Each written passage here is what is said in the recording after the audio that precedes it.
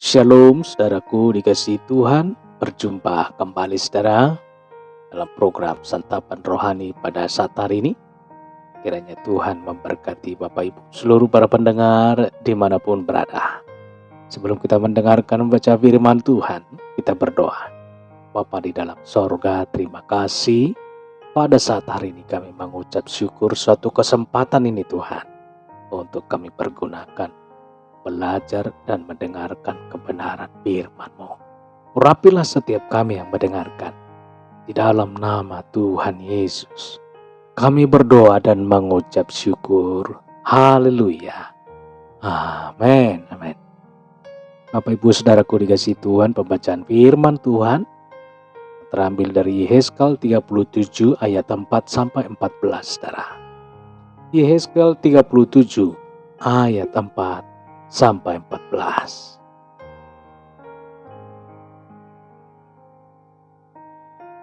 Bapak Ibu Saudaraku dikasihi Tuhan, ayat emas kita hari ini yang terambil dari Yehezkel 37 ayat 5. Yehezkel 37 ayat 5. Aku memberi napas hidup di dalammu supaya kamu hidup kembali. Aku memberi napas hidup di dalammu supaya kamu hidup kembali. Saudara, pada tanggal 4 November 1966, bencana banjir yang melanda Firenze, Italia, menenggelamkan lukisan ternama Perjamuan Terakhir. Itu karya George Vasari dalam genangan lumpur air dan minyak selama lebih dari 12 jam, saudara.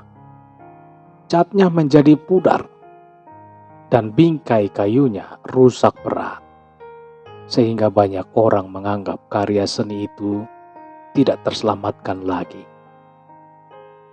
Namun setelah melakukan upaya konservasi yang tekun selama 50 tahun, saudara, para ahli dan relawan berhasil mengatasi rintangan-rintangan yang luar biasa untuk memulihkan lukisan yang sangat berharga itu. Saudara, ketika bangsa Babel menaklukkan Israel, umat merasa putus asa. Mereka dikelilingi kematian dan kehancuran dan sangat membutuhkan pemulihan. Dalam Ratapan 1, saudara, selama masa kekacauan itu, Allah membawa Nabi Yehezkel ke suatu lembah dan memberinya penglihatan yang menempatkannya di antara tulang-tulang kering. Allah bertanya, dapatkah tulang-tulang ini dihidupkan kembali? Yehezkel menjawab, saudara, ya Tuhan Allah, Engkaulah yang mengetahuinya. Yehezkel 37 ayat 3, saudaraku. Allah kemudian memerintahkan sang nabi untuk bernubuat kepada tulang-tulang itu, supaya semua itu hidup kembali. Yehezkel berkata, segera sesudah aku bernubuat, kedengaranlah suara sungguh, suatu suara berderak-derak, dan tulang-tulang itu bertemu satu sama lain. Ayat 7-nya. Melalui penglihatan itu, Allah mengungkapkan kepada Yehezkel bahwa pemulihan Israel hanya dapat dilakukan oleh Allah semata. Saudara, saat kita merasa seolah segala sesuatu dalam hidup ini telah hancur dan tidak dapat diperbaiki, Allah meyakinkan kita bahwa Dia sanggup membangun kembali puing-puing kehancuran kita. Dia akan memberi kita napas kehidupan baru. Give me a Lord. Saudara, kita tidak tahu seluk-beluk dari lembah yang disebutkan Yehezkel, saudara, sebagai tempat ia dibawa dengan perantaran roh. Yehezkel 37 ayat 1. Mungkin Yehezkel mendapatkan penglihatan tentang lembah, tempat terjadinya suatu tragedi atau perang besar, karena banyaknya tulang yang tidak dikubur di satu tempat. Agaknya penunjukan suatu lokasi pertempuran. Kepada Yehezkiel Allah berkata bahwa lembah penuh tulang itu melambangkan seluruh kaum Israel. Ayat 11-nya.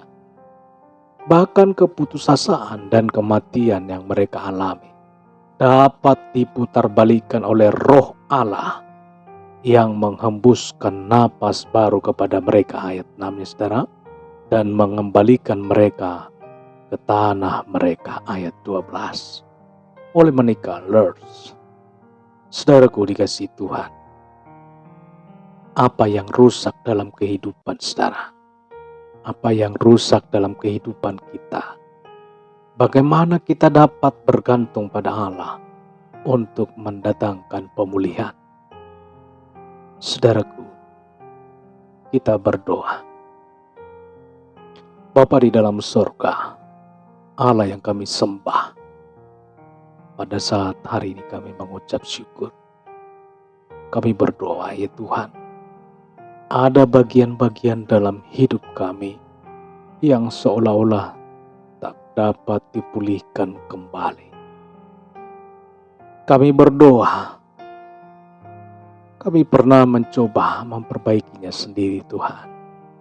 Tetapi kini, satu-satunya harapan untuk pemulihan adalah pemulihan ada di dalam diri Tuhan. Terpujilah Tuhan, termulialah nama-Mu Tuhan. Kami berdoa dan mengucap syukur. Haleluya. Amin. Bapak Ibu dikasihi Tuhan, demikian perjumpaan kita pada saat hari ini. Tuhanlah yang memberkati Bapak Ibu saudara dimanapun berada. Dengan kasih Tuhan yang memberikan hikmat pengetahuan sukacita damai sejahtera bagi setiap Bapak Ibu saudara-saudara yang mendengarkan renungan pada saat hari ini. Sampai jumpa dalam kesempatan berikutnya. Haleluya. Amin. Amin.